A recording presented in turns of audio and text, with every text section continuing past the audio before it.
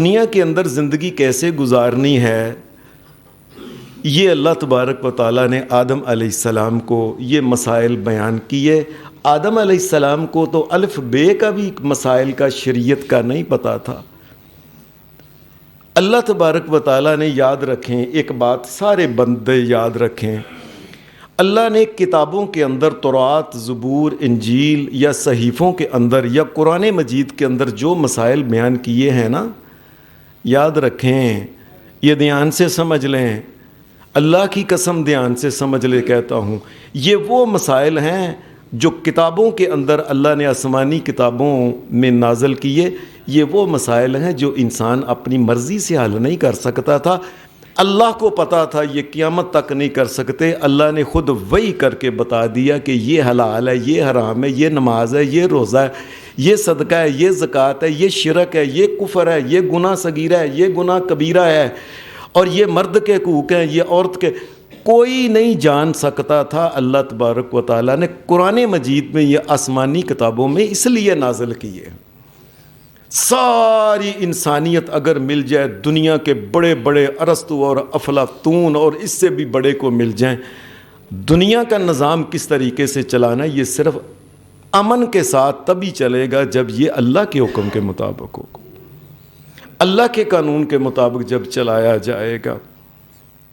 حضرات، اللہ تبارک و تعالیٰ نے پھر ان مرد اور عورتوں کے آپس میں معاملات جو تھے، ان کی تقسیم اللہ تبارک و تعالیٰ نے کر دی۔ یاد رکھیں، نبی اکرم صلی اللہ علیہ وسلم نے فرمایا لوگو، اللہ بڑا غیرت مند ہے، سب سے زیادہ غیرت جس میں ہے وہ اللہ کی ذات ہے۔ اللہ غیرت والے نے اس دنیا میں غیرت کا نظام مسلمانوں کو دیا، انسانوں کو دیا کہ لوگوں یہ غیرت کا نظام ہے، اس میں گھر کا نظام جو ہے یہ اس طریقے سے چلانا ہے، باہر کا اس طریقے سے چلانا ہے، عورت نے یہ کام کرنے ہیں، مرد نے یہ کام کیے ہیں۔ ایسا نظام دیا جس میں شرم، حیا اور غیرت اور عزت اور ایمان اور شرافت اور حیا والا اللہ نے نظام دے دیا، الگ الگ اللہ نے تقسیم کر دی۔ بے شک مرد اور عورت دونوں اکٹھے ہیں اور ایک میں سے دوسرا پیدا ہوا ہے، لیکن اللہ تبارک و تعالیٰ نے دونوں کے حقوق الگ الگ کا بیان کر۔ اس دنیا میں دنیا کے بڑے بڑے کافر لوگ اور کافروں کے چیلے، پھر ہمارے ملک میں وزیر اعظم فلانا اور صدر اور مسلمانوں کے ممالک کے اندر آپ نے دیکھا ہے کس طریقے سے لوگ آپس میں، جی ہم مرد اور عورتوں کو شانہ اور شانہ بشانہ چلائیں گے، شانہ بشانہ کریں گے، ہر میدان میں عورت ہمارے ساتھ ہوگی، وہ کھیل کا میدان ہو، وہ کام کا میدان ہو، وہ انجینئرنگ کا فلانا۔ یاد رکھیں، یہ شانہ بشانہ نظام کہنے والے یہ سب کے سب عیسائی اور یہودی اور کافروں کے ایجنٹ ہیں، یہ شیطان اور ابلیس کے ایجنٹ ہیں، اس لیے کہ اللہ تبارک و تعالیٰ کے نظام میں شانہ بشانہ کی کوئی بات نہیں۔ عورت کے الگ مسائل ہیں، مرد کے الگ مسائل ہیں، عورت کے الگ عزت اور زندگی گزارنے کے طریقے ہیں، مرد کے الگ عزت کے ساتھ زندگی گزارنے کے طریقے ہیں، اور وہ اللہ تبارک و تعالیٰ نے تقسیم کر دی ہے۔ چند ہمارے ہاں تو آج کل پھر یہ معاملہ عجیب ہو گیا ہے، یہ شانہ بشانہ کرنے والے عورتوں کو لے کے آئے، عورتوں کو جلسوں میں نچوایا، عورتوں کو لے کے ووٹ فلانا، عورتوں لے کے سیکٹریاں بنائیں، عورتوں کو لے کے پھر ان کو اپنی سیکٹری بنا کے ان کو کارخانوں فیکٹریوں کے اندر رکھا، پھر ان کے ساتھ ان کو لے کے پھر باہر کے ملکوں میں ٹوروں کے اوپر چلے گئے، پھر آہستہ آہستہ عورتوں کو کھیل کے میدان میں لے آئے، اور مسلمانوں کے ملک کی بچیاں جو ہیں وہ اللہ معاف کرے، وہ کس طریقے سے ان کی کرکٹ کی ٹیم بنا کے کس طریقے سے بچی کبھی نیچے ہوتی ہے کبھی اوپر ہوتی ہے، ہر چیز دیکھنے والے کو نظر آ رہی ہوتی ہے، یہ جی شانہ بشانہ چلا رہے ہیں۔ اور پھر شانہ بشانہ ایسے چلا کہ آہستہ آہستہ کھیلوں کے میدان میں عورت کو لایا گیا، لانے کے بعد پھر عورتوں کو آگے اس کے بعد تیراکی میں عورتوں کا لباس پہنا کے عورتوں کو ننگا کر کے قسم کی تیراکی کے مقابلے کر، یہ اہل ایمان کا طریقہ کار۔ اور آہستہ آہستہ پھر یہ میں حیران ہوں اس بات کے کہ اس دفعہ پاکستان میں مسلمان ایک عورت نے دنیا کے مقابلے حسن میں کچھا پہن کے یہ مقابلے میں گئی ہے۔ شانہ بشانہ برابر کرنا ہے، ہم نے شانہ بشانہ برابر کرنا، اور آہستہ آہستہ سارے غلط چیز کو کام ہے۔ اور عورتوں کی ابھی پاکستان میں تو شروع نہیں ہوئی، لیکن یہ کافروں کے ایجنٹوں، یہودیوں کے ایجنٹوں نے مسلمان ملک کے اندر عورتوں کی کشتیاں بھی ابھی کروانی ہیں، اس لیے کہ یہ ان کے پیچھے چل رہے ہیں۔ اللہ تبارک و تعالیٰ کا نظام کیا ہے؟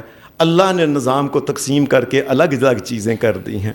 مثال کے طور پہ سب سے پہلی بات یہ ہے کہ نبی اکرم صلی اللہ علیہ وسلم کی احادیث اور قرآن مجید سے معلوم ہوتا ہے کہ جتنے بھی نبی ہیں وہ مرد ہیں، عورتوں میں سے کوئی جو ہے یہ نبی نہیں ہے۔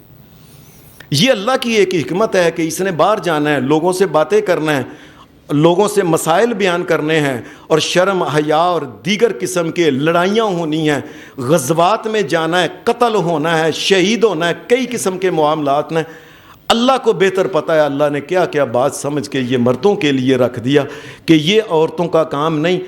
کیا ایک مسئلہ پوچھنے آئے اور کہے، اور سننے والا جو ہے وہ کہے جی نبی کو پوچھ لو، ہماری نبی عورت ہے نا، اس کو پوچھ لیں، آج کل اس کے دن آئے ہوئے ہیں، وہ یہ مسئلہ نہیں بیان کر سکتے، یہ نبی ہے اللہ کا؟ یہ اللہ کو حکمتوں کا پتہ ہے۔ کوئی نبی بھی جو ہے، کوئی بھی نبی آدم علیہ السلام سے لے کے جناب محمد الرسول اللہ تک، سارے کے سارے نبی جو ہیں مرد ہیں، ان میں سے کوئی عورت نہیں ہے۔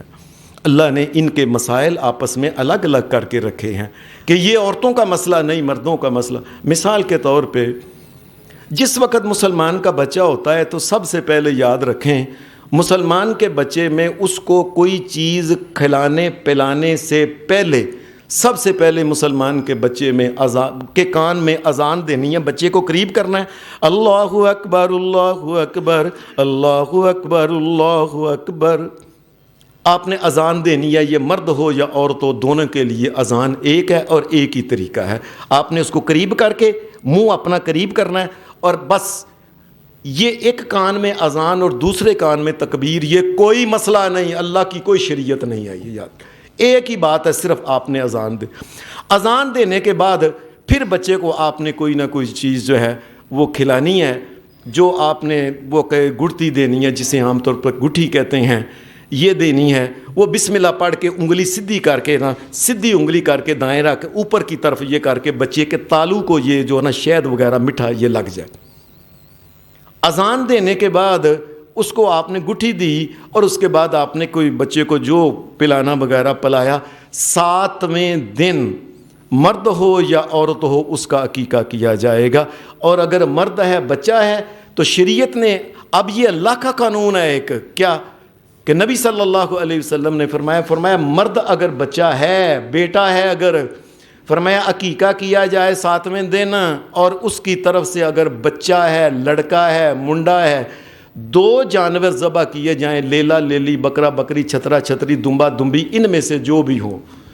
یہ لیکن اگر بچی ہے تو یہ اللہ تبارک و تعالیٰ کی شریعت ہے کہ اگر وہ بچی لڑکی پیدا ہوئی ہے تو اس کے عقیقے میں 1 جانور کیا جائے۔ اب یہ اللہ کی تقسیم ہے، اللہ نے ان کو پہلے دن سے ان کو نا جو چیزیں الگ کرنے والی تھیں اللہ نے کر دیا، جو ہماری سمجھ میں نہیں آ سکتی تھی۔ نبی صلی اللہ علیہ وسلم کی حدیث میں آتا ہے کہ پھر اگر کوئی نبی علیہ السلام بچہ پکڑتے نا، بچہ لا کے کسی نے رکھا ہے، آپ نے گود میں اس کو بٹھایا ہے، تو گود میں اٹھا کے اس بچے نے پیشاب کر دیا، پیشاب کی چھینٹیں نبی علیہ السلام کے کپڑوں پہ پڑ گئیں، تو نبی علیہ السلام کی حدیث یہ ہے کہ اگر لڑکا ہوتا، وہ بچہ اس کی چھینٹیں پیشاب کی پڑ گئی ہیں، تو نبی صلی اللہ علیہ وسلم پانی لے کے نا اس کے اوپر نہ چھنک دیتے، ایسے چھینٹا مارتے جس طرح کہتے ہیں۔ لیکن حدیث کے اندر یہ ہے کہ رسول اللہ صلی اللہ علیہ وسلم کے سامنے اگر کوئی بچی لائی جاتی اور بچی نے اگر پیشاب کے چھینٹے کر دیے، اس نے پیشاب کے چھینٹیں لگ گئی ہیں چھینٹیں، تو نبی علیہ السلام پھر چھینٹیں نہیں، نبی علیہ السلام اتار کے اس کو دھوتے تھے۔ اب یہ الگ الگ تقسیم اللہ تبارک و تعالیٰ کی تقسیم ہے۔ یہ شانہ بشانہ شانہ بشانہ شانہ بشانہ لگائی ہوئی ہے پاگل، ڈنگروں کو پتہ ہی نہیں کہ اللہ تبارک و تعالیٰ، اللہ نے جو عزت اور غیرت کا نظام دیا ہوا تھا، انہوں نے پکڑ کے عورت کو ننگیا کر کے بازاروں میں نچوا دیا، عورت کو پھر انہوں نے کھلا کے کھیلنے کے بہانے سے کہ کھیلنے دے کے اس کے ساتھ دور سے اپنی آنکھیں گرم کرتے ہیں اور اپنے جسم کے اندر عجیب قسم کے خیالات غلط لے کے آتے ہیں، جی شانہ بشانہ شانہ بشانہ۔ پھر مرد اور عورت کا سطر الگ ہے. مرد کا سطر جو ہے یہ تنی سے لے کے یہ ناف سے لے کے یہ گوڈے تک، یہ حصہ جو ہے یہ مرد کا، مرد پوری دنیا میں یہ کسی کو اپنی بیوی کے علاوہ نہیں دکھا سکتا. یہ بات یاد رکھیں. ہو سکتا ہے یہاں کو پہلوان بھی بیٹھے ہوں. ہمارے ہاں جو پہلوانی ہوتی ہے اس میں کچھے پہن کے، رومالیاں پہن کے، کائنات کے رب کی قسم یہ کپڑے پہننے حرام ہیں. کوئی پہلوان بھی جو ہے بے شک ہو، اتنا اس کو یہ لازمن لباس کے اوپر اس کا لباس ہونا چاہیے گوڈے اور اوپر ناف سے لے کے گوڈے تک کا، یہ مرد کا یہ ہے. اس کے علاوہ اگر مرد کا کو ننگا ہو تو پھر کوئی ایسی بات نہیں. جبکہ عورت کے لیے رسول اللہ صلی اللہ علیہ وسلم نے الگ کیا، المرأۃ کلھا عورہ، فرمایا عورت ساری کی ساری سر کے بالوں سے لے کے پاؤں کے ناخن تک عورت ساری کی ساری سطر ہے، یہ کسی غیر کو نہیں دکھا سکتی. اور ہمارے ہاں بس جی شانہ بشانہ کر کے عورتوں کو نچوایا جا رہا ہے، عورتوں کو باہر لا کے ان کو ننگا کیا جا رہا ہے، اللہ کی شریعت کے خلاف کیا جا رہا ہے. کوئی شرم اور حیا کی اور غیرت کی بات ہی نہیں ہے. عورت صرف اپنے وہ رشتہ دار سمجھ لیں ذرا جن کے ساتھ نکاح نہیں ہوتا، جسے محرم رشتے کہتے ہیں.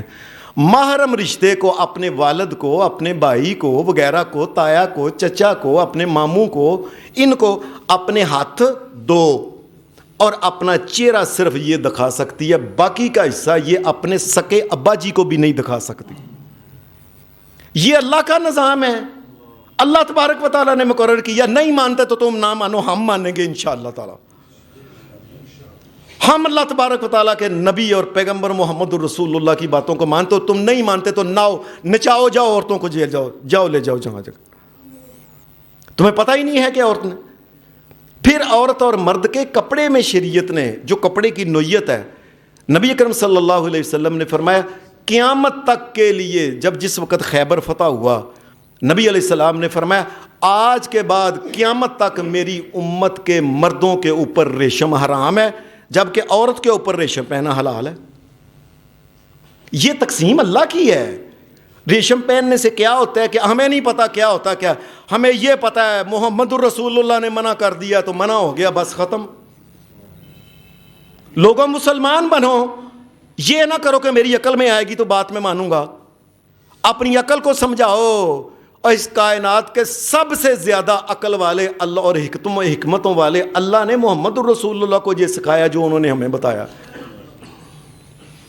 پھر لباس کی جو حدود ہیں، مرد کا لباس جو ہے شریعت نے جو رکھا ہے، یہ ہر مرد کا لباس جو ہے یہ ٹخنے سے گٹے سے اوپر ہونا چاہیے، ہر مرد کا. یہ بات یاد رکھیں، چاہے اس کی شادی کا دن کیوں نہ ہو، کسی جگہ کیوں نہیں جا رہا ہو، کوئی بھی کام ہے، مرد کا لباس جو ہے یہ ٹخنے سے اوپر ہوتا ہے. جبکہ عورت کا لباس جو ہے، ایک عورت نے کہا تھا یا رسول اللہ صلی اللہ علیہ وسلم، اے اللہ کے رسول آپ نے یہ مرد کا لباس تو بتا دیا یہ ٹخنے سے اوپر، تو ہم عورتوں کے تو ٹخنے ننگے ہوں گے. میں صدقے جاواں کتنی فکر ہے، کتنی فکر ہے میرے سونے محمد الرسول اللہ کے دور کی عورتوں کو کہ ہمارے ٹخنے ننگے ہوں گے. اور آج کل یہ ہے کیا، اور یہودیوں کے پیچھے لگ کے، عیسائیوں کے پیچھے لگ کے عورت جو ہے ادھی ادھی پنڈی تک اپنے کپڑے کر لی ہیں. اور یہ کون عورت ہے؟ یہ کافر ہے، یہودی ہے، مجوسی ہے. کون ہے یہ؟ ابو جہل کی بیٹی ہے. کون ہے؟ اس کو پتہ نہیں لگ رہا کہ میں کیا کر رہی ہوں. جب یہ بات کہی کہ اللہ کے رسول ہمارے ٹخنے ننگے ہوں گے، کائنات کا امام محمد الرسول اللہ نے فرمایا تم ٹخنوں سے ایک گٹھ نیچے کر لو. گٹھ، ایک گٹھ. زمین کے اوپر مسلمان عورت کے اوپر کپڑے بے شک زمین کے ساتھ لگتے جائیں. مسلمان عورت کے کپڑے کی حدود اور ہے، مرد کی حدود جو ہے یہ اور ہے. اور پھر مسلمان کا جو کپڑا ہے مرد کا اور عورت کا، یاد رکھیں عورت کے اور کپڑے ہیں، یہ گوٹے تلے کناری والے سلمہ ستارہ لگا فلاں کیتا یہ وہ، یہ عورت کے الگ کپڑے ہیں، مرد کے الگ کپڑے ہیں. رسول اللہ صلی اللہ علیہ وسلم نے فرمایا جو مرد عورتوں جیسی یا جو عورت مردوں جیسے کپڑے پہنتا ہے نا، کائنات کے امام محمد الرسول اللہ نے فرمایا اللہ کی لعنت ہو اس کے اوپر. ہمارے ہاں وہی پینٹیں عورتوں نے پہنی ہوئی ہیں، وہی مردوں نے پہنی ہوئی ہیں، وہی نکریں انہوں نے پہنی ہوئی ہیں، وہی انہوں نے شرٹیں پہنی ہوئی ہیں، وہی تے اللہ کی لعنتیں لو پھر تمہارے بچے چن چن کے پھر یہ یہودی لوگ ماریں گے تو یاد رکھنا اللہ کی جب بات ہی نہیں ماننی۔ مسلمان مرد کا لباس اور ہے، اس کی بناوٹ اور ہے، اس کا لباس کا گھیرا اور ہے، عورت کا اور ہے، اتنی بھی نہیں اجازت۔ حدیث کے اندر آتا ہے سنن ابی داؤد کے اندر، سنن ابی داؤد کے اندر یہ حدیث ہے کہ نبی اکرم صلی اللہ علیہ وسلم نے عورت کو مرد کے ساتھ اتنی بھی مشابت نہیں کہ کوئی عورت کپڑا پردہ، کوئی بیمار ہے، کوئی او سر کے اوپر پگ بن لے، پگ بھی نہیں باندھ سکتی کوئی عورت، اور رکھے ٹوپی لے لے، گرم لے لے، جو مرضیہ لے لے کر لے، لیکن مرد کی طرح وہ اتنی مشابت بھی نہیں رکھ سکتی۔ محمد رسول اللہ نے اس سے بھی منع کیا ہے کہ عورت پگ بھی نہیں باندھ سکتی، یہ رسول اللہ صلی اللہ علیہ وسلم نے منع کیا، جبکہ مرد